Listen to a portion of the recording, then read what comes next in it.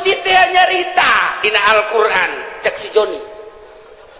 wa huwal qahiru fawqa ibadihi paneta teh Gusti kabeh bener cek Gusti Allah tengetkeun ku sia pagawean kabeh ge meunang Allah milih pagaweana nang saha milih na Gusti nang saha milih na nang abdi tah eta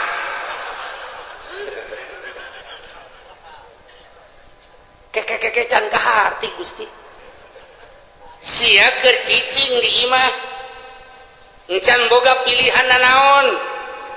hajut tak aya keretak ge aya eta gembrang-gembrung di ditu naon orkes sama dangdut saha pita mana tah mah we teh mah kuno nu anyar saha biduana nu anyar ting ting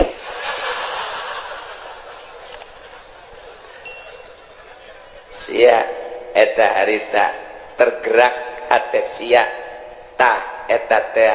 hayang nonton eta teh kahayang saha kahayang abdi tapi penting Gusti kan terus cak deui tukang Jon terus Jon ulah datang ke eleksi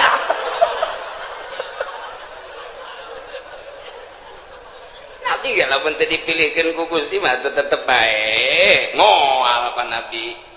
buktina babaturan abdi nu ku abdi diajak yuk urang nonton dangdut panjana mah embung malam naon ieu cek nya teh malam Senin embung malam Minggu embung aing mah ngaji bae boga pengajian di ditu eta panang Gusti keneh pilihan kitu teh bener cek Gusti tuh makana ulah di neraka hakeun cek dia nang Gusti kabeh si kana neraka ai si hitungna henti di darakai kuring panas gas ta aing teh nenden disamemeh ikhtiar ngaranna dai dain teh pengajak penggerak anu ngagerakeun ikhtiar anjeun anu mimiti memeh ikhtiar teh tah kereteg dain ngaranna eta teh ku aing dijieun sanggeusna dijieun dipasrahkeun ka sia ikhtiar engke ngabentukna tah eta tah jang nempelkeun ganjaran jang nempelkeun siksaan pan aing nyampekeun ka rasul aing pan aing nyampekeun ka kawali aing pan aing nyampekeun ka ulama kadenge ku sia di pangajian bahwa ikhtiar urang lah nu urang pamere Allah sanggeusna digerakkeun ku dawai daiyah pengajak penggerak di jero hati anu maneh kemudian milih kana pilihan eta pan aing nempelkeun ganjaran teh di dinya saha nu pilihanana ibadah surga pan cak aing saha nu pilihanana maksiat pan neraka cak aing pan aing teh geus nyeun syariat bener nu ngalaksanakeun nama aing coba nu ngaikhtiaran dai na sia tah kahartin teh Gusti muhun Gusti kunaon atuh si haju nongtong si ting-ting ngigelna Gusti muter alabatan inul ieu tah siksaeun teh ta eta nu ngertegkeun zinah sia nu ngalaksanakeun zinah nama aing tina kereteg sia berangkatlah sia lempangna nang aing tapi dibawa ku kereteg ikhtiar sia kemudian meuli di hotel naon kada Tangerang nelayan mah di Jati Jarore eta mah nu hebat sepira teh urang Bitung jeung urang Brebes nah ieu mah nu rada bagusan coba di ditu deket bandara rada baragus mah di dinya mah rada marulus cedana paling 2 nah keretek sia berangkat sanggeusna berangkat meuli berangkat nama aing nu ngaberangkatkeun sebab sia ku aing dibere sehat ajusnya diberi tanaga ku aing nang aing tapi pan aing mah pangeran mun aing teu kitu aing teu adil atuh ka sia ngan keretek sia dai sia ikhtiar sia tanu sia aing nempelkeun siksa di dinya tah adapun pagawean mah nang aing awas wa huwal qahiru fawqa ibadihi wa huwal hakimul khabir. Allah maha hakim maha bijaksana. Kunaon atuh sia? Ngretegkeun teu beres, ikhtiar sia.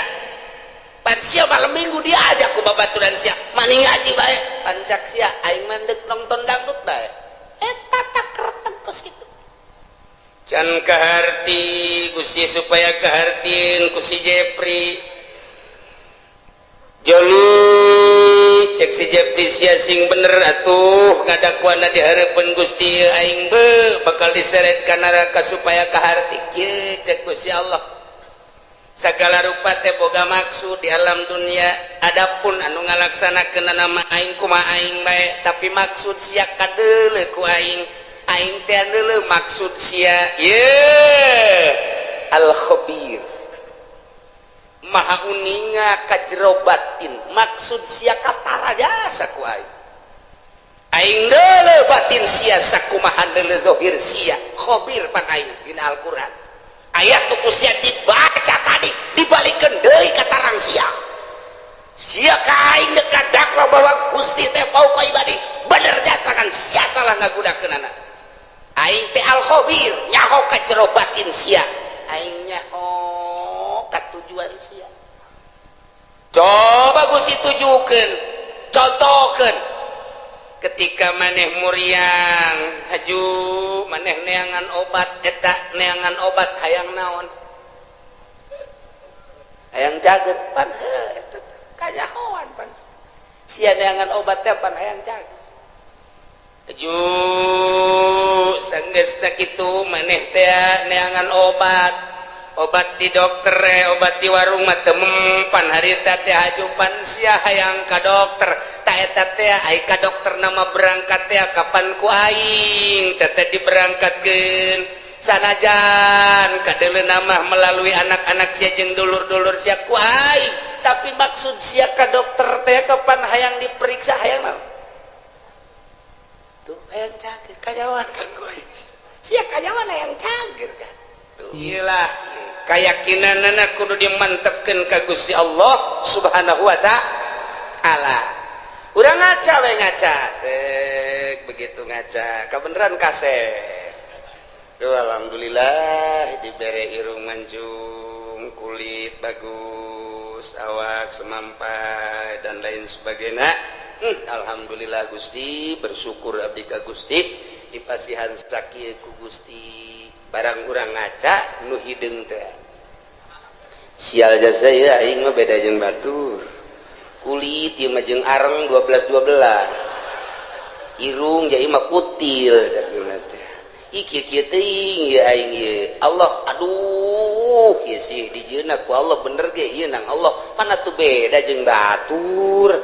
iman keur eueuh masyaallah kuduna mah geus alhamdulillah dibere ku Gusti Allah batur nu kitu atuh nu kitu nu kieu atuh aing geus kieu geus dadamelan Allah meureunanan Allah teh ngadamal teh nu kasep nu setengah kasep nu goreng nu geulis setengah geulis nu petot kitu bae meureunanan eta mah sakadar pandangan mata urang doang nu mantak Allah mah teu menilai zahirna innallaha la yanzuru ila suwarikum walakin yanzuru ila qulubikum aya anu geulis tapi hatena mah teu geulis jang naon atuh tah mah lamun jelema sakadar boga beungeut jeung awak doang geulis ai hatena mah teu geulis ujianna rumah tanggalna moal beres makan hati nyana moal salah tah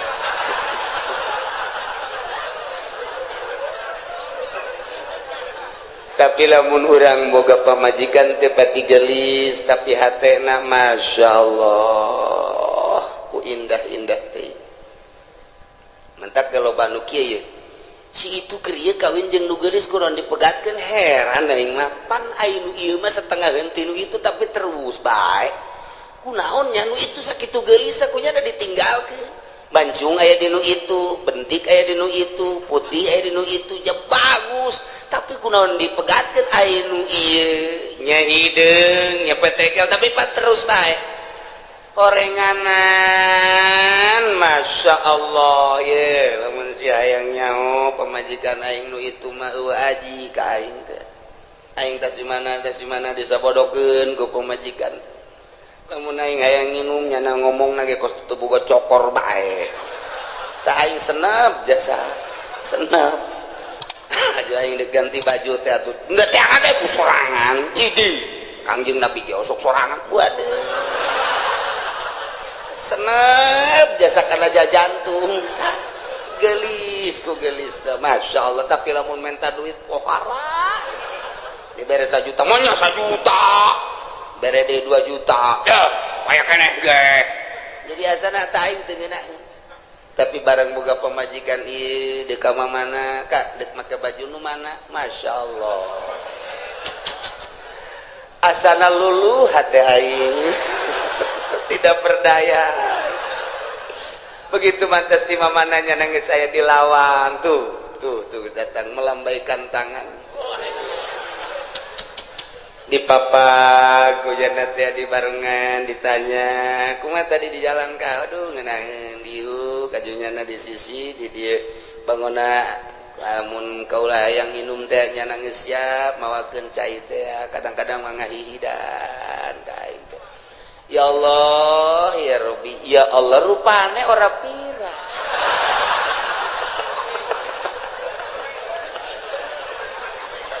aduh Gusti Allah doang tah eta mah geus balik ka pribadi geus mata nah iyalah nu hese diduga jangan geulis ngan sakadar cangkang doang orang hatena mah teu geulis maningan nu sederhana hatena geulis waktu salat zuhur nyana geus mamawa anduk bae luar biasa pohara jasa geus eleh salaki mah geus suganti arek mandi horeng rek diseuseuh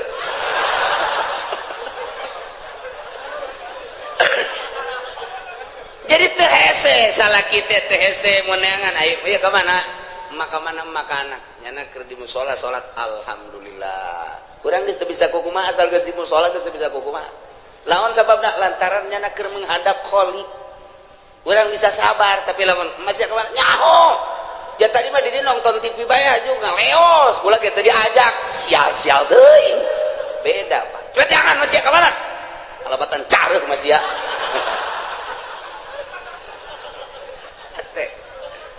ya Allah ya Rabbi tuh kitu keneh kasalaki kasep teu sabaraha tapi bageurna luar biasa Masya Allah pamajikan dedeh kasalaki lantaran salakina dedeh ikir cerita rumah tangga gagah aya di salaki kasep aya di salaki harta aya di salaki tapi Masya Allah sungar sengorna luar biasa pamajikan nanya tuh jatanya baik kos polisi baik wede cak pemajikan kajian kukumah ge asal boga nu anyar ieu mah ieu geus kitu bae pan pemajikan mah kak dek nginum teu kudu ditawaran nginum sorangan aing wah angin teu seger ya angin teu seger bener bae kanyahoan orang di Subang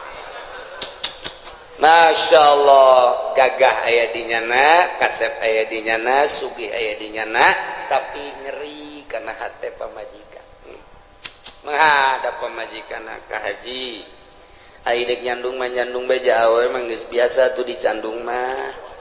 dina masalah nyeri menyeri bae tapi ka haji atuh wayahna bae mun di ditu sapoe di dieu sapoe mun ditu dua poe ditu pang bagikeun atuh jajang ka haji keneng ke lamun di akhiratna dituntut sia ceramah kus MZ bae teu kira bener coba tah geus teu bisa kuna sehat bae geus teu bisa tah eta teh ngan sakadar zahirna doang kasep jeung gagah jeung sugih horeng batinna mah miskin tuh naon eta iyalah teu inget kabeh meunang ti Gusti Allah Subhanahu wa ta'ala asupkeun ka sanubari laken di jero sanobari tanamkan rapih-rapih bahwa ku urang datang ka maut keyakinan urang bahwa urang teh meunang ngatur Allah diatur ku Allah nangtung urang menang Allah diuk urang menang Allah ngomong urang menang Allah kicep urang menang Allah denge urang menang Allah eueuh hiji pagawean nu lain menang Allah teu kabeh menang Allah ditambahan deui wa huwal qahiru fawqa ibadihi wa huwal hakimul khabir. Gusti Allah teh al-qahiru anu maha kawasa anu maha gagah anu maha ngalindih alladzi la yujizuhu syai'un wal aya nu bisa ngapeskeun hiji perkara ka Gusti Allah naon bae ge mustalian luhur Gusti Allah ma fauqa ibadihi di saluhureun hambana wa huwal hakimu Gusti Allah teh maha bijaksana di makhlukna al khabiru tur maha uninga ka hambana uninga zahir jeung batinna uninga kana batin teh kosakumaha uninga kana zahirna bae nu samar ti Gusti Allah. Urang lamun nyaritakeun fauqa dina ilmu nahu fauqa teh mun urang nyaritakeun di Mekah mah fuk sakurangana tuh di luhur fen ya syekh fuk teh luhur fauqa nya nama fuk urang Arab atuh kos kitu ila ayeuna ilen tori ilen haj naon ilen teh ila ayeuna nah gitu ai urang mah pan biasa di madrasah teh ya man ismuka ismi soleh tinggalin lumpat kurang Arab tuh mau kos gitu gimana ilen gitu bae orang Arab mah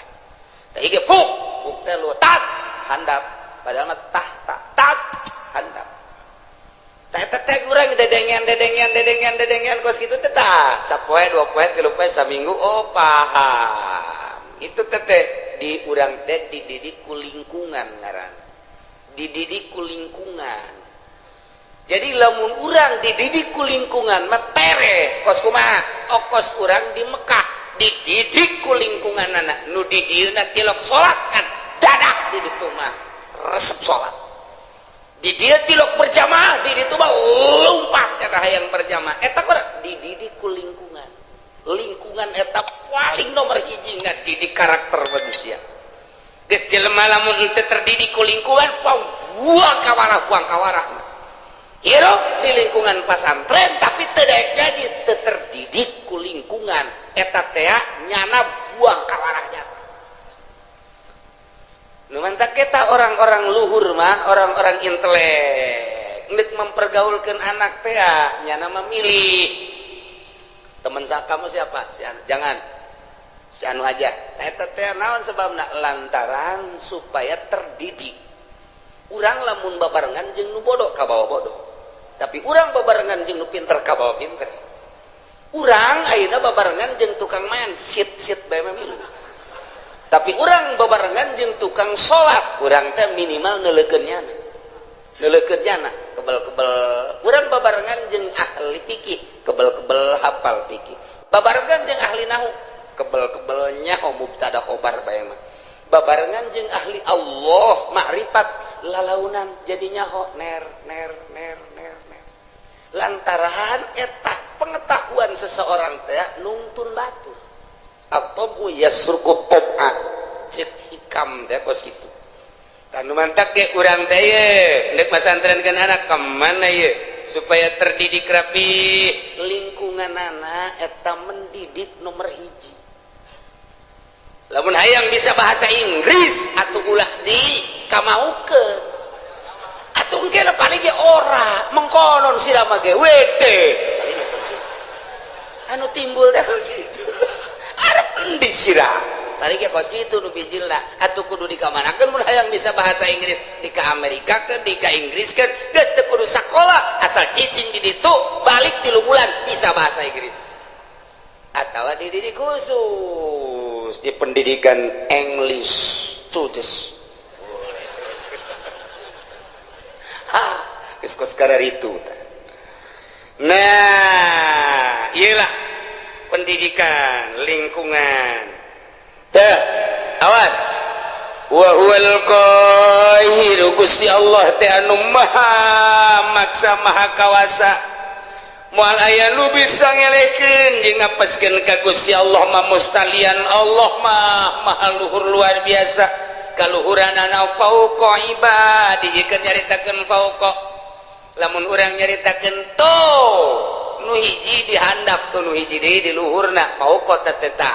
nu mana tuh tiung beureum tuh di luhur tuh ija heuh luhureunna nya heuh fauqa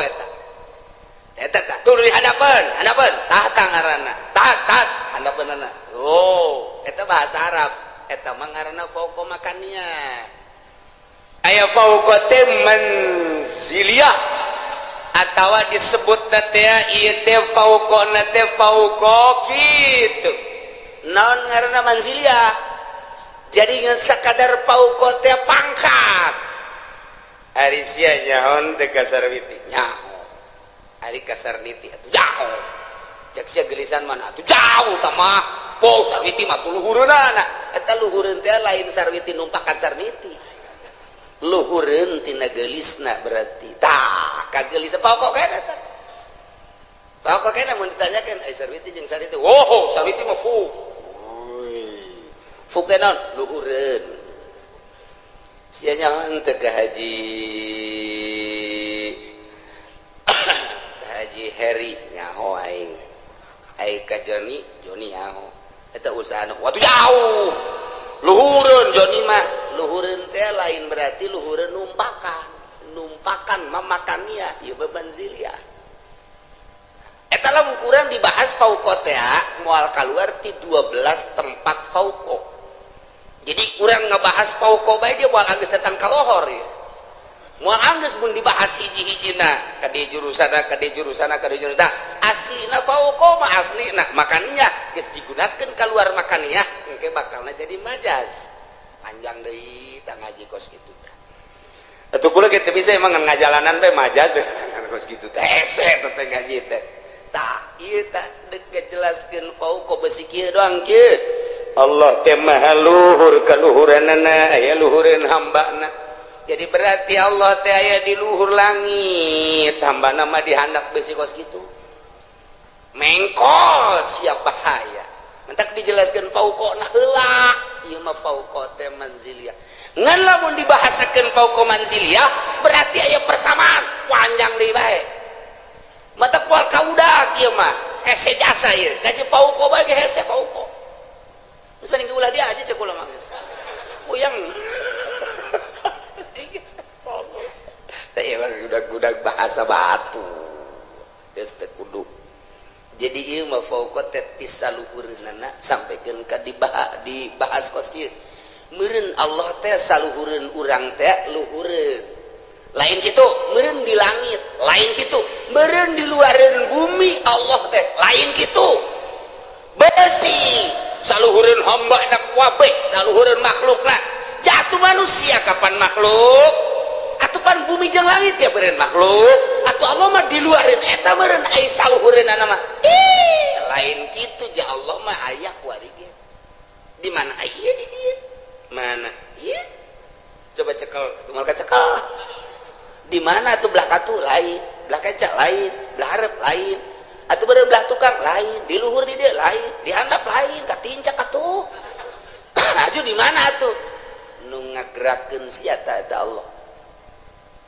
anu ngiceupkeun sia ta Allah anu lamun urang neuleun nu makeh tiung koneng teh urang molotot eta aya Allahan di dinya tah eta lain sambarangan bener ada teh kos kitu teh urang resep teh kasih itu teh nang Allah urang greget teh eta teh nang Allah tah ieu teh nang Allah kabeh eueuh nu urangan kabeh ge nang Allah wa huwal qahir Gusti Allah teh maha ngalindih maha kawasa Allah maluhurna ngalindihna ka kawasaanna fauqa ibadihi di saluhureun hambana yakni hambana boga kakawasaan teh menang ti Gusti Allah Allah mah di luhur atas luhur nurun ala nur fauqan nur cahaya di luhur cahaya di saluhureun cahaya eta keur carita cahaya Gusti Allah mah aya di saluhureun sagala-galana ieu nu ngatur urang teh Gusti Allah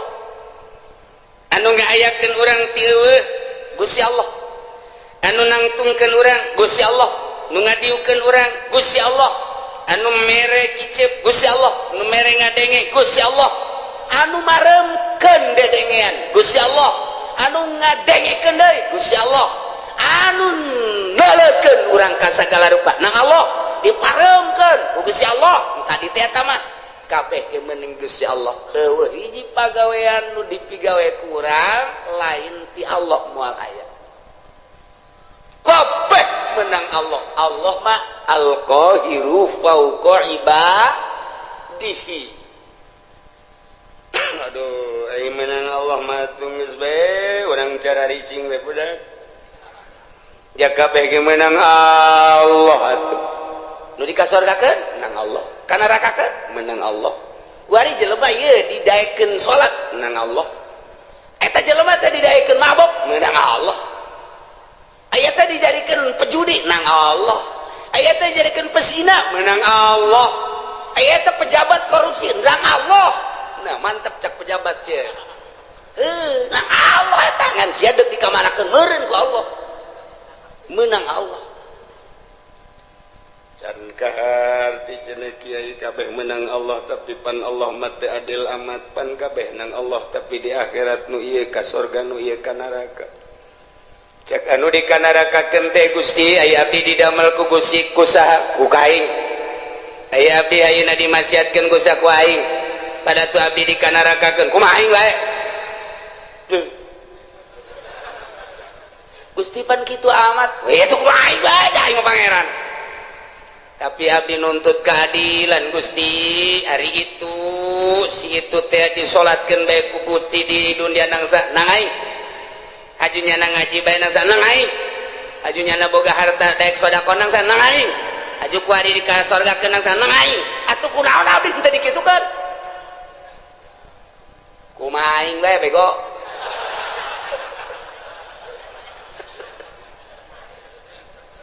teu bisa Gusti teu bisa caganan tetep abdi nuntut baheula kunaon abdi teu dikitukeun jameureun abdi lamun dikitukeun mah daek gaji daek salat aturan abdi ge di ka surgakeun ge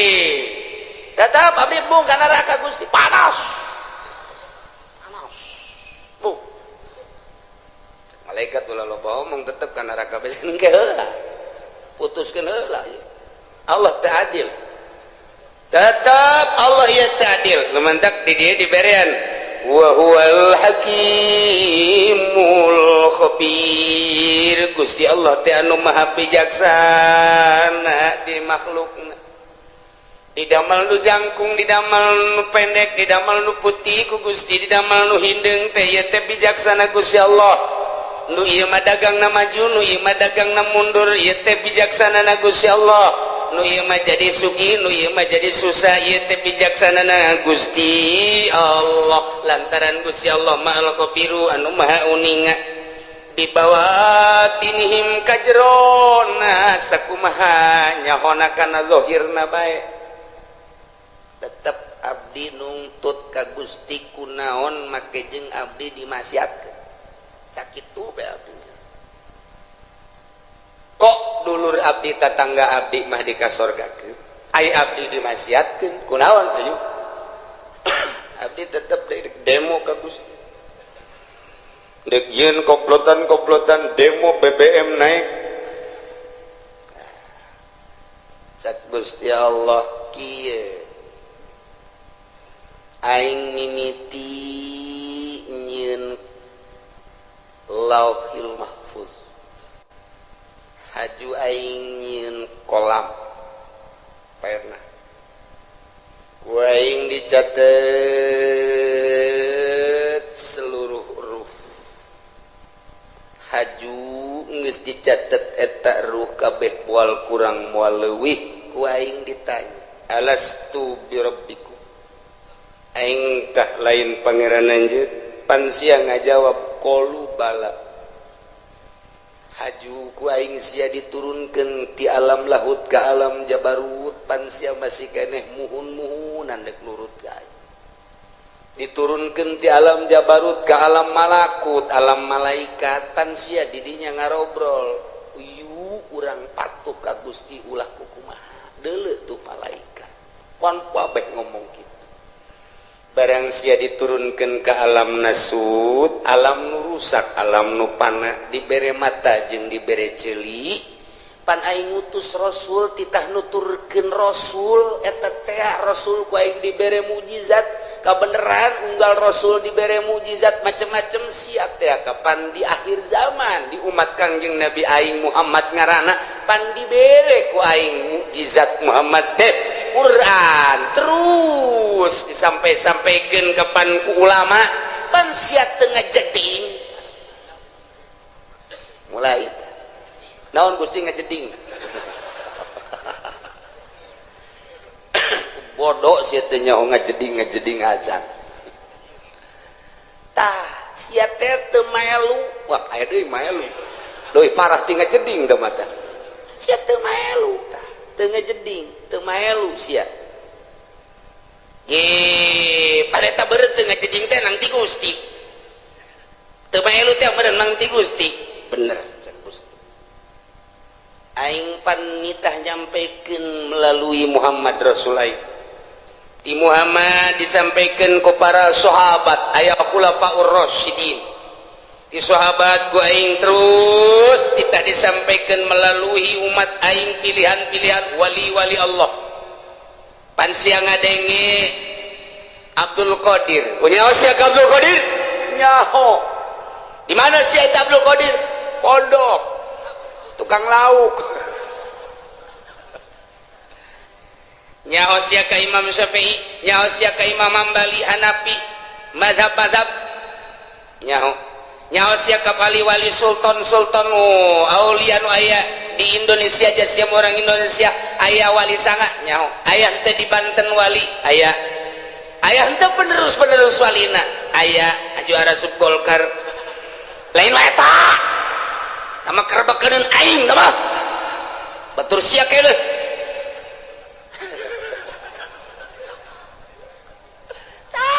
eta penerus nyampaikeun nyana tanpa pamrih teu kudu dibayar teu kudu disasalamanan nyana mangan sakadar nyampaikeun hak walau muron pan sia teu ngajeding pan kredit teh diharamkeun pan sia terus pan bunga bank teh haram pan sia terus pan korupsi teh haram pan sia terus judi teh haram pan sia terus zina teh haram pas ya teruskan sia mun aja sia geus percaya eta bahwa eta kalakuan sia percaya tapi panang Gusti keneh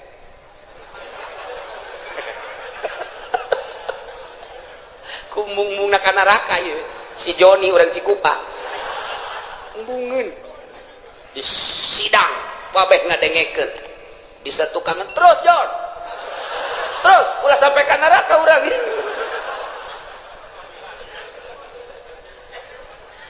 Masya Allah pan Gusti teh nyarita dina Al-Quran cek si Joni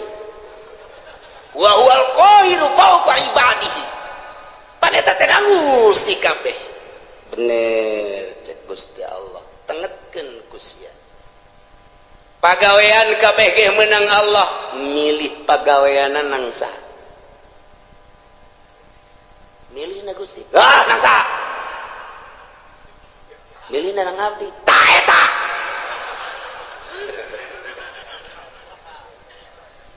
keke can ka hati Gusti sia keur cicing di imah encan boga pilihan naon hajut tak aya kereta aya eta gembrang-gembrung di ditu naon orkes sama dangdut saha epi tamah weh tamah kuno nu anyar saha biduana nu anyar ting ting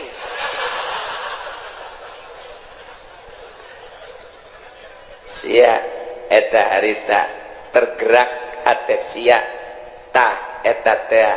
hayang nonton eta teh kahayang saha kahayang abdi tapi penting Gusti kan terus cak deui tukang John terus John ulah datang ke eleksi ya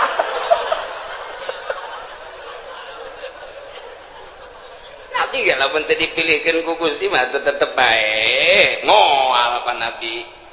buktina babaturan abdi nuku abdi diajak yuk urang nonton dangdut panjana mah embung malam nani cek yana teh malam Senin embung malam Minggu embung ayo ngaji bae boga pengajian di ditu eta panang Gusti kan pilihan gitu teh bener cek Gusti tuh makana ulah di neraka hakeun cek teh nang Gusti kabeh si kana neraka ai si hitungna keun tiis di darakai kuring panas gas aing teh nenden bisa memeh ikhtiar ngaranna dain teh pengajak penggerak anu ngagerakeun ikhtiar anjeun anu mimiti memeh ikhtiar teh tah kereteg dain ngaranna eta teh ku aing dijieun sanggesta dijieun dipasrahkeun ka sia ikhtiar engke ngabentukna ta eta ta jang nempelkeun ganjaran jang nempelkeun siksaan pan aing nyampekeun ka rasul aing pan aing nyampekeun ka kawali aing pan aing nyampekeun ka ulama kadenge ku sia di pangajian bahwa ikhtiar urang lah nu urang pamere Allah sanggesta digerakkeun ku dawai daiyah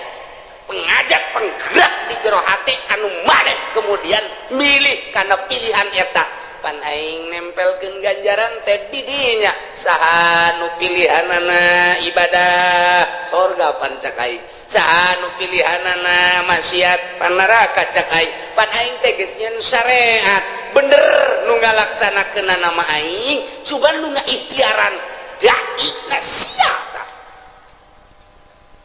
kahartin teh Gusti muhun Gusti kunaon atuh si haju nongtong si ting-ting ngigelna Gusti muter alabatan inul ieu tah siksaeun teh ta eta nu ngertegkeun zinah sia nu ngalaksanakeun zinah nama aing tina kereteg sia berangkatlah sia lempangna nang aing tapi dibawa ku kereteg ikhtiar sia kemudian meuli di hotel naon kada Tangerang nelayan mah di Jati Jarore eta mah nu hebat sepira teh urang Bitung jeung urang Brebes nah ieu mah nu rada bagusan coba di ditu deket bandara rada baragus sumber di dinya mah rada marulus cedana paling 2 nah keretek sia berangkat sanggasa berangkat meuli berangkat nama aing nu ngaberangkatkeun sebab sia ku aing dibere sehat aju sia dibere tanaga ku aing nang aing tapi pan aing mah pangeran mun aing teu kitu aing teu adil atuh ka sia ngan keretek sia dai sia ikhtiar sia tanu sia aing nempelkeun siksa di dinya tah adapun pagawean nama nang aing awas wa huwal qahiru fawqa ibadihi wa huwal hakimul khabir Allah maha hakim maha bijaksana kunaon atuh sia ngretegkeun teu beres ikhtiar sia pan sia malam Minggu diajak ku babaturan sia mani ngaji bae pancak sia aing mandek nonton dangdut bae eta tak kereteg kos kitu can kaharti Gusti supaya kahartin ku si Jepri joli cek si Jepri sia sing bener atuh ngadakuana dihareupeun Gusti aing bakal diseret ka neraka supaya kaharti kieu cek Gusti Allah. Sagala rupa teh boga maksud di alam dunia, adapun anu ngalaksanakeun nama aing kumaha aing bae, tapi maksud sia kadeuleu ku aing teh deuleu maksud sia al-khabir maha uninga ka jero batin, maksud sia katara jasa ku aing deuleu batin sia sakumaha deuleu zahir sia khabir pan aing dina Al-Qur'an. Ayat tuku sia dibaca tadi dibalikeun deui ka tarang sia ka aing dekat dakwa bahwa Gusti teh fauqa ibadi bener jasa kan sia salah ngagudakeunana. Aing teh al-khabir nyaho ka jero batin sia aing nyaho ka tujuan sia. Coba Gusti tujukeun contohkeun ketika maneh muriang haju maneh neangan obat eta neangan obat hayang naon hayang cager pan eta kanyahoan pan sia neangan obat teh pan hayang cager haju sanggeusna kitu maneh teh neangan obat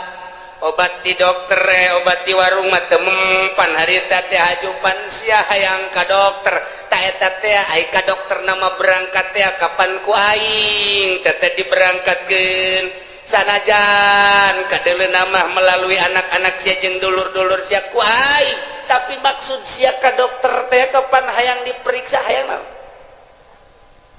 tuh hayang cager kajawan kan ku aing sia kajawan hayang cager kan tuh siap berobat ke dokter setelah ku dokter dipariksa tensi darahna ternyata darah tinggi cek dokter sing ade ieu teh hiji ulah ngadahar lauk asin, nomor kedua ulah ngadahar daging embe, nomor katiluna ulah ngarokok, nomor kaopatna ulah ngadahar bangsa anu ngahudangkeun kana darah tinggi sarupaning bubuahan anu kira-kira ngahudangkeun duren teh manggis teh panas tamah termasuk kana duku ulahnya pansian nurut eta teh aya naon kajawan kan ku hari sia make kacamata hideung make kaos hideung ku hari deuk lompat ka Karawang aya naon katewak sia kajawan kan aju sia sesumputan di kantor padahal mah kantor aya tapi kunaon menyelesaikan permasalahan teh lain di kantor kunaon di puncak menyelesaikan permasalahan teh padahal mah kantor aya aula aya hayang naon teu bisa kukumaha orang digitukeun ku Gusti Allah geus Gusti tutup kana raka berarti kumaha Gusti bae kacarak sakitu doa ge aing teh al-khabir cek Gusti Allah makanya aing ka jero batin sia golek-golek di hareupeun kaca aju nyisir anu rapi aju make baju ge henteu sambarangan rapi aju sia tiapan deuk ka ondangan waktu malam minggu eta pamajikan ge kapan teu diajak lantaran pan sia geus SMS-an jeung urang Cikupa eta teh akan maksud nandeuk naon teteh make minyak seungit lagi anu tajem teh kanyawan pan ku aing aduh izin geus ulah dituruh ulah dibukakeun keheula can anggeus sia ka aing demo ku aing geus dianggeuskeun sia deuk dianggeuskeun sia teh kapan baheula teh pagawe negeri PMS di bawah naungan Ismet Iskandar kapan sia teh harita jadi pimpro harita bener muhun Gusti entos ulah kantos-entosan lantaran sejen ge bakal carua jeung sia kieu waktu sia menyelesaikan proyek harita lantaran maneh teh pimpinan proyek kapan harita teh ai dana nama ti dituna aya 3 miliar tapi pan ku sia dibangunkeun nama ngan saukur 1 miliar doang nu 1 miliar pan geus disuntik di ditu ku luhur-luhur sia tinggal aya 2 miliar nu 1 miliar pan ku sia dibabagi tinggal 1 miliar depan diteken ka handapna ka pelaksana awas harus ini atuh enggak bisa Pak masa harus 5 senti aja dengan 1 M enggak bisa Pak pokoknya Pak tahu tidak mau tahu harus udah gini aja kita ngobrolnya di kantor jangan di kantor sono yuk. Di mana? Sono rumah makan Padang. Boleh. Udah gini aja, nanti kalau diperiksa yang sebelah sono yang dibuat 5 cm, yang lain-lain yang nggak tahu 3 cm juga nggak apa-apa, yang di sono aja. Bikin 5 titik yang di sono nanti barang begitu. Jadi untuk supaya kelihatan bahwa kerja kamu itu bagus, ya udah 1M laksanakannya. Oh iya, kenapa nggak di kantor? Jangan banyak ngomong. Udah, oh iya udah transaksi. Set. Pan aing teh nya hojak Gusti Allah, pan aing al khabiru. Eta nu samiliar di kamanakeun Gusti. Pan Gusti ge khabir. Tuku bagus di bae. Eta krebakeun aing tah eta Gusti. Nu samiliar ka mana? Tanyakeun ka ditu ka luhur. Sia nu yeun jalan ge. Pan sia pimpro. Abdi ge diteken di luhur, Pak. Pepa Gusti gitu. Eta keur carita leutik. Keur carita Bank BI, keur carita Bank Senturi, keur carita Bank Citibank. Orang luar nenden uang di Indonesia di Citibank, bank internasional yang harus ditandatangani oleh Presiden Bank BI. Ketika mali teruskan lah bukan enggak internasional 5 urusanan. Pas kitu keneh bae, sarua bae. Panggil. Pan aing al khabiru nya. Sia kiai kan, kunaon sia aju asup golka sekupi. Aing nyaho ka hate sia teh resep dunia pamere teh atut. Sia teh pan lain dek ngembangkeun agama, kabelah dieuna hayang masyhur sia teh yang bisa salamanan. Jelema teh nyebut kiai ge pan sia marah sia teh. Pan aing al khabiru nyaho ka batin sia. Sia teh geus dikiaikeun ku jelema, tapi pan sia asa aing jadi kiaina. Geus sia ku ari mah dikasorkakeun ngan lewat jahanam lah. Yo manya Gusti saya sekupi. Sekupina mah leutik tapi perasaan takabur sia. Bersanding jeung bupati takabur sia asa aing, bersanding jeung menteri asa aing, bersanding jeung nu sugih asa aing. Asa aingna nu ku aing disiksa sia lain tawadu. Pan kabeh ge ieu teh nang aing, pagawean teh menang aing teh saluhureun hamba aing. Tapi kunaon atuh sia sujud ka makhluk aing, mentana ka makhluk aing, penta ka aing sia. Ulah kudu ka makhluk aing, ketika sia menta ka makhluk aing, siksaeun aing. Wa huwal qahiru fawqa ibadihi wa huwal hakimul khabir. Inggis. Dikorek kabeh ka jero. Siapan boga pamajikan harita ajupan sia terus ka ditu ka Balaraja mun aja sia make kumis palsu pan sia mau ustad abe ulah kanyawan pan geus atuh Gusti izin cek naon teh sia Gusti mah nyaho nganjang kan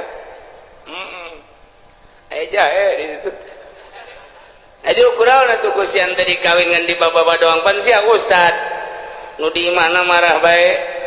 atuh kunaon bandingan marah bari kawin daripada kawin teu dimarahan sakitu ge teu kawin marah bae kok momon kawin ajawan bae ajawan siapan boga HP eta SMS-an ai penting naon sia maksudna kanyahoan kabeh ku Gusti Allah make baju maksudna kanyahoan, make samping maksudna kanyahoan, boga kendaraan meuli kendaraan maksudna kanyahoan, meuli motor maksud kanyahoan persis okos sakumaha tadi. Urang ka warung meuli obat, urang ka dokter meuli obat kanyahoan ku Gusti Allah. Sia nu manta ka dokter ke pan hayang cager sia teh, sia nu manta ka tukang guru teh pan sia hayang cager sia teh. Tah sakumaha urang datang ka dieu Allah nyahoeun sia teh pan ngaji ka Cilongok sia teh pan hayang bener nyahoeun oh kabeh ge muhun cak Allah henteu itu mah kunaon sia mah SMS-an bobogohan nyahoeun Gusti Allah cak awewe teh aduh aing ge kanyahoan nek meuli kutang macem-macem campur-campur atuh sabodo bae tah nyanggakeun ka Gusti Allah anu nek ngaji mulus Allah uninga al khabir anungan sekadar dekayang nyaho bae coba kumaha ngaji Allah al-khabir. Aya anu ngendek nyilip bae lantaran diteangan ku musuh al-khabir. Aya anu ndek SMS-an bae bobogohan sugan jadi nyandung al-khabir. Aya anu ndek balanja bae, aya anu ndek dagang bae, aya anu ndek neuleuan bae. Mana ieu sendalna nu bagus.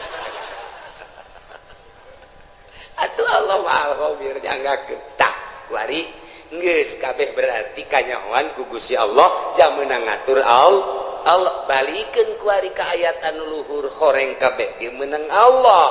Urang ka dieu ngaji begitu keluar sendal urang aya nu maling ulah kukumaha geus ieu horenganan meunang Allah. Beres geus. Komun aya ieu jelema maling sendal ngan hiji-hiji deui ieu. Tinggalin ieu ku aing teu bisa kunyana teu bisa ieu. Hei bedak pamalingan ieu hiji deui ieu kagok ieu. Gegeraan ieu. Tah kuduna mah kitu. Aya si hayang mah tahlos. Mantep jasa. Ieu mah lain. Oh, sia nya maling, aing mah kitu ge mancing. Sia berarti pamalinganna diborgol sia ku aing. Tah iyalah kabeh ge dibalikeun ka Gusti Allah. Lamun urang geus bisa kos kitu mantep jasa. Ketika orang dibere sehat, jangan Gusti Allah pan sehat ge kajen teuing diobatan ku kumaha ge ayo aya gering mah tu gering bae nyanggakeun ka Gusti Allah. Ah endek aya diobatan mah syariat ja urang mah makom syariat. Mangga henteu salah henteu. Ngan kabeh ge lain ku obat ulah tategenan ka obat. Tetep tategenana ka Gusti Allah syariatna meunang dokter obat urut dan lain sebagainya. Tetep tatagenana meunang Allah syariatna ngawarung, tetep tatagenana ka Allah syariatna dagang, tetep tatagenana ka Allah syariatna digawe, tetep meunang Allah tatagenana ka Allah syariatna bisnis. Pangkat urang pangkat syariat, bawalah bahasa syariat ku sungut asupkeun ka jero hate syariatna. Karak rada salam rada keneh teh gencan masih kene encan rada doang. Tapi lamun geus luhur pangkat bangsa solihin naik wali geus suruhat syariat kabeh nang Allah titik. Yo atuh eta mah syariat jang sia aing mah geus teu kudu make syariat sebab syariat geus ditinggalkeun ku aing. Aing mah geus melalui hakikat ya hakikatna memenang Allah. Hakikatna memenang Allah kabeh geus berbicara hakikat geus ngalangkahan syariat geus lain deui tah maka dituna. Geus kamil tah eta tah nu bisa mu kamil ngaranna sempurna bisa menyempurnakan anu saja. Lamun tahapan syariat ngajina tetep sapinah bae, ngajina tetep takrib bae, ngajina tetep bae masih kene Fathul Muin Fathul Wahab tahapan syariat didinya bae teu bisa nyana kudu ngabebener batin batur lantaran kadang-kadang nyana ge hasud. Kadang-kadang nyana ge hasud atuh. Nyana hasud kene kiai mah kiai udang-udang na gede tapi hasud kene teu bisa ngaberesan hasud batur lantaran dirina ge bobolokot kene teu bisa ngabebener ria batur lantaran dirina ge bobolokot kene kuria encan sampurna dirina kakarak bab zahir doang ke geus ditapakuran jeung dimorokobahan batinna sesuai jeung posisi-posisina beres lempeng kapanggila jeung dai. Lamun tadi sakadar pembahasan dai di awak kurang anu ngagerakeun timbul ikhtiar kuari maka panggih jeung dai na artina dai teh nu ngagerakeun timbul ikhtiar pan menang saha eta teh menang Allah karasa asa babarengan jeung eta kuari asa deuleukeun ka eta atawa asa dideuleukeun tah kuari mah lempang asa bareng jeung Allah diuk asa bareng jeung Allah nu ngagerakeun kana ikhtiar urang teh tadi disebut dai. Mun ditanya di mana ayana wallahu a'lam. Lamun ditanya aya tahu aya. Lamun ditanya belah mana wallahu a'lam. Nu penting aya eta mah ngan sakadar karasa tapi hese dijabarkeunana. geus tu kos kitu mah dunia eta leutik bakalna lantaran nu ibadah kabeh ka Allah, salat di dieu ka Allah, di Mekah ka Allah, di Yerusalem ka Allah. Allahna eta nu neuleukeun ka seluruh jagat. Nu teu kadeuleu ku Gusti Allah, di mana bae urang ayana kadeuleu ku Gusti Allah. Nah lamun geus kos kitu asa dideuleukeun bae ku Gusti Allah, adab bakal aya. Boro di nu loba jelema cacak-cacak di jero kamar ge tetep bae, adab teh dipake lantaran naon? Allah neuleukeun bae di mana bae, iraha bae, ka mana bae. Hiji tempat nu teu kadeuleu ku Gusti Allah. Karak mulai geus jadi wali. Ti dijalah diboro ku jelema, boro keur benerna keur salahna ge tetep bae, dipake jimat. Sebab naon? Nyanana geus ka Allah bae. Misah. Geus bisa nyana teh antara dunia jeung makhluk geus teu kadeuleu. Memeh paeh geus asa paeh ti heula, memeh ka akhirat geus aya di akhirat awakna. Kadeuleu nama di dunia lelempangan korenganan, airokna mah geus aya di akhirat. Keur babarengan dina mizan, babarengan dina sifatan siratal mustaqim, keur babarengan neuleuan neraka, keur babarengan neuleuan muridna, keur babarengan neuleuan umat, keur babarengan jeung para rasul, keur babarengan di sorga. Kos kitulah ahli-ahli Allah subhanahu wa ta'ala.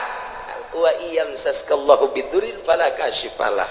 Nu bisa ngilangkeun madarat kecuali Allah. Wa yamsaska bi khairin, lamun bae Allah nu ngeunakeun kana kahadian atuh kumaha Gusti Allah fala rada li fadli. Cukup ta urang dibaca ku urang Allahumma antas salam wa minkas salam wa ilaika ya'udu salam fa hayyina rabbana bis salam wa adkhilna jannata darus salam tabarakta rabbana wa ta'ala ya dzal jalali wal ikram. Allahumma la mani alima wa la mu'ti alima wa la radda. Atau eta teh nu kurang dibahas teh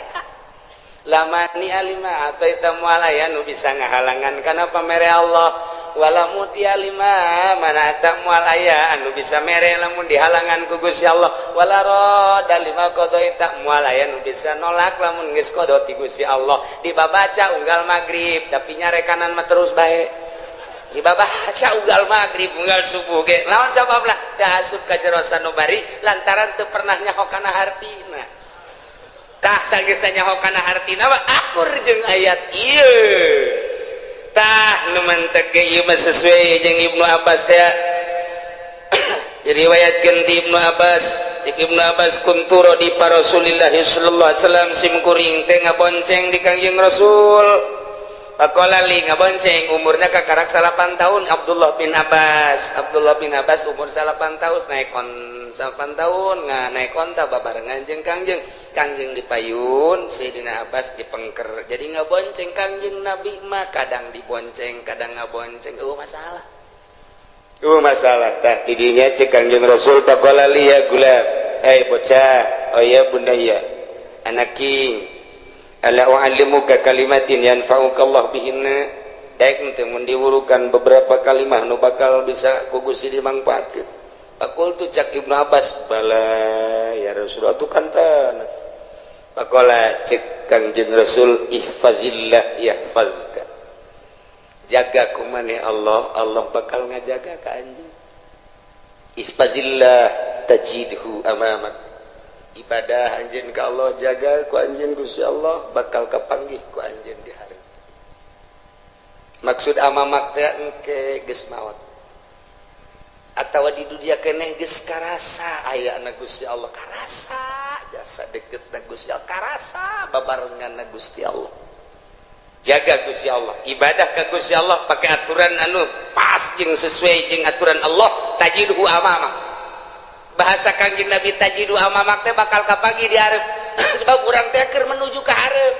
Finisna urang di mana? Di akhirat. Finisna urang deka Bandung, finisna urang di Bandung. Salila urang berangkat dipikir we ku urang Bandung. Kakarak datang ka mana ieu? Datang ka Cianjur. Jauh kene Bandung, jauh. Datang ka mana ieu? Ka Padalarang. Jauh kene Bandung, tereh.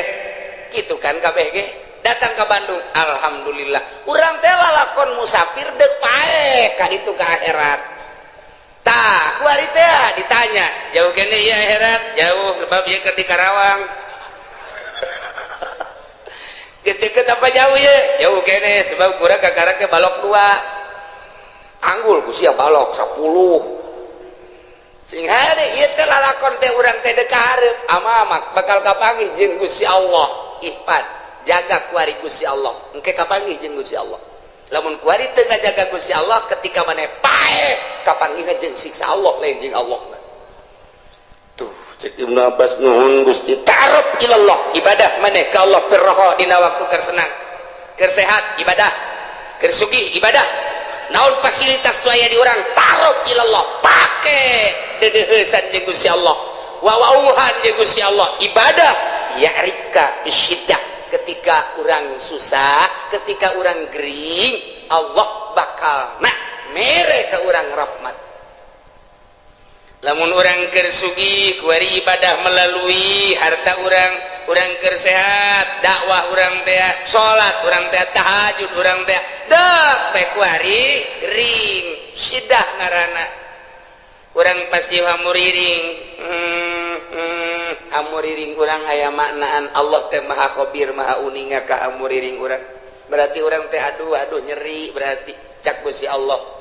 aing ngadenge ka sora sia lain ku ari bae kamari keur sehat ku aing kadenge sia loba sodako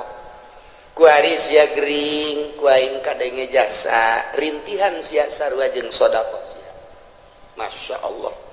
kamari sia keur sehat sia dakwah sia salat sia tahajud ku ari rintihan sia kadenge jak kamari ge sia keur sehat Allahu akbaran ka aing rintihan sia sarua jeung Allahu akbar Masya Allah, Masya Allah, Masya Allah. Ulah ieu mah kamari mah tilok salat, kamari tilok zakat, kamari ieu keur sugih tilok sedekah. Kuari bareng dek gering. Gusti cek bahasa urangna cek somprana malaikat sora saha eta jael mah asing teh jelema. Asing temaja kamari maja tilok ka aing tilok Allah-Allahan pan kuari Allah-Allahan saha eta malaikat ikir carita pelecehanana kamari mah pan nyana tilok hamuriring ka aing keur nyana sugih mah keur nyana loba harta pan kuari keur susah ka aing Allah-Allahan jai mah ngadenge Allah-Allahan ka sora eta asing saha si eta jepri teh mah Gusti orang mana ciku papaingan urusan los Gusti malaikat aing mah teu wauh ka jelema eta tuh ieu pelecehan Masya Allah dilecehkeun ku Gusti Allah berarti siksa sia ku aing kemari sia keur senang teu menghadap ka aing kuari keur susah ka aing sia kemari sia keur sehat teu salat sia kuari ka karake deuk salat sia teu wauh aing ka sora sia supaya urang diwauhan sora urang ketika urang gering berbaring di rumah sakit sholat kurang merintih kurang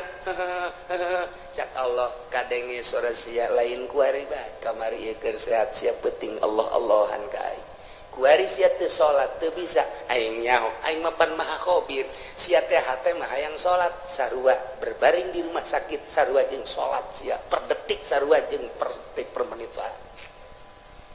Duh cek Ibnu Abbas mantep amat Gusti teh mah idza sa'alta fas'alillah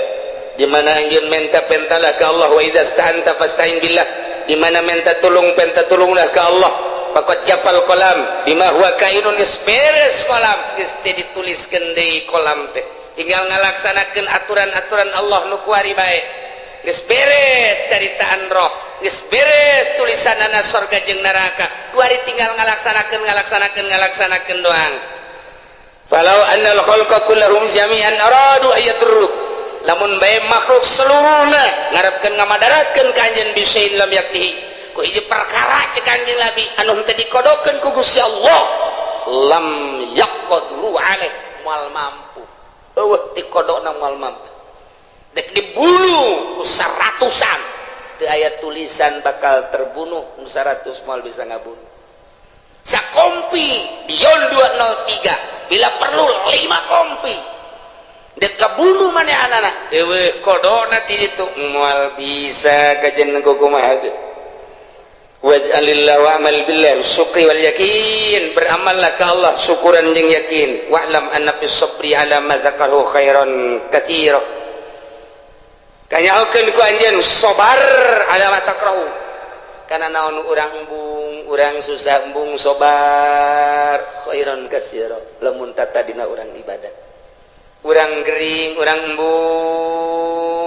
dia embung gering teh ketika orang sabar khairon kasih malah tambah derajat urang teh ku Gusti Allah. Masya Allah. Wa anna nasra ma'an nasri wa anna al-faraj ma'al karbi wa anna ma'al usri yusra. Kitulah cek Kangjeng Nabi. Iyalah akur hadis ieu jeung wa iyam saskallahu bidurril falaka syifala. Maka pasrahkeun kabeh ka Gusti Allah, nolkeun diri urang cek Tuhan Syekh Abdul Qadir. Idza aradta duhul ilallah, di mana anjeun ngarepkeun asup ka Gusti Allah fadhul sok asup. Waqad nazata pocot ku anjeun ilmaka wa amalaka wa nasabaka wa hasabaka ma'anisyani malika wa ahlika biceun kabeh urang sataranjang ti eta hiji bae Gusti Allah nu aya di jero hate.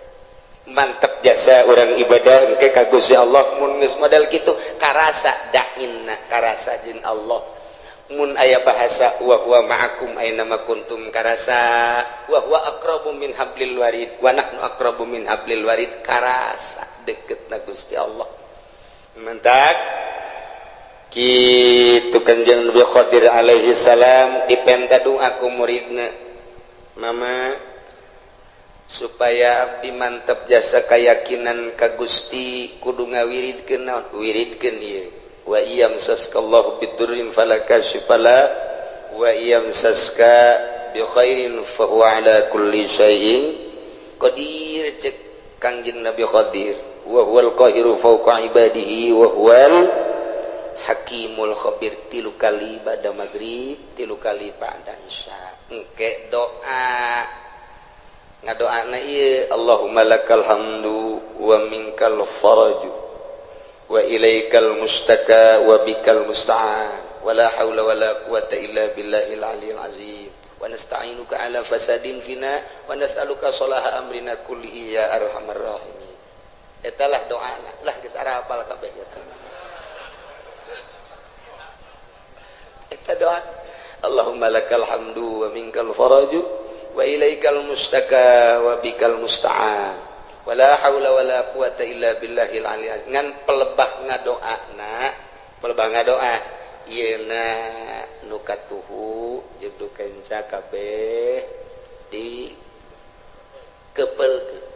Allahumma lakal hamdu wa minkal faraju wa ilaikal mustaka wa bikal musta'an. Pas wala haula nabuka wala haula wala quwata illa billahil aliyil azim wa nasta'inuka ala fasadin fina wa nas'aluka salaha amrina kullihi ya arhamar rahim. Kitu praktek lah sakali deui tengetkeun teu kudu ditulis. Allahumma lakal hamdu pekepelkeun dieu begitu dikepelkeun kieu murid Kangjeng Nabi Khadir langsung nanya coba pangbuktikeun Tuan Guru doa eta. Oh hayang bukti dibuka kunyana bajuna nu ieu diasup ka dieu dileukeun ku mana aya ke 10 kali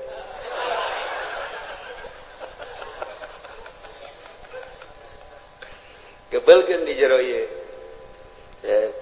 Allahumma lakal hamdu wa ilaikal Allahumma lakal hamdu wa minkal faraj wa ilaikal mustaka wa bikal musta'an. Buka